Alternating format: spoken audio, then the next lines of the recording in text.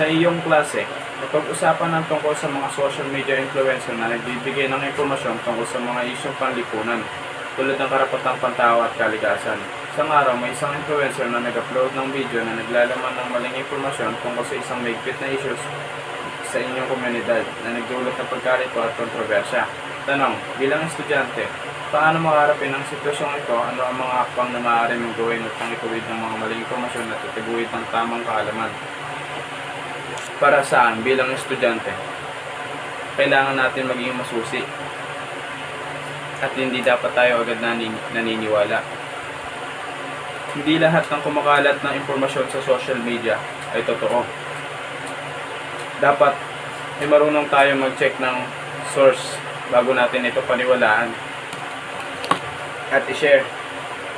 Sa ganitong paraan, mababawasan ng mga nabibiktima sa social media.